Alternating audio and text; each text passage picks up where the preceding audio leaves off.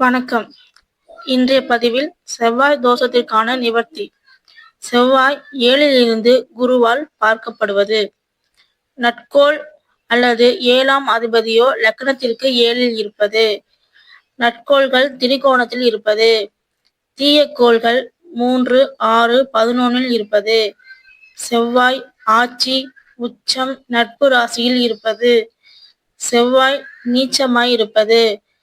செவ்வாய் சரராசியில் இருப்பது. செவ்வாய் நட்கோள்களுடன் கூடியிருப்பது. செவ்வாய் நட்கோள்களால் பார்க்கப்படுவது. செவ்வாய் 2ல் மிதுனம், கன்னியில் இருப்பது. கடகம், சிம்மம், தனுசு லக்னம் இவற்றிற்கு தோஷமில்லை.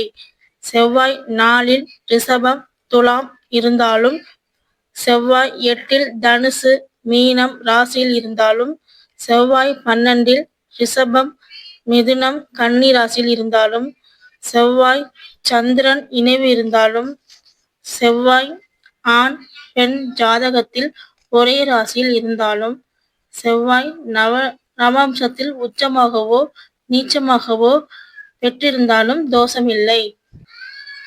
இந்த மாதிரி உங்க ஜாதகத்துல நான் முன்னாடி சொன்ன அந்த எல்லா பாயிண்ட்ஸ் அதை நீங்க பார்த்துட்டு பண்ணீங்கன்னா அதே மாதிரி இருந்ததுன்னா அவங்களுக்கு செவ்வாய் தோஷம் நிவர்த்தி.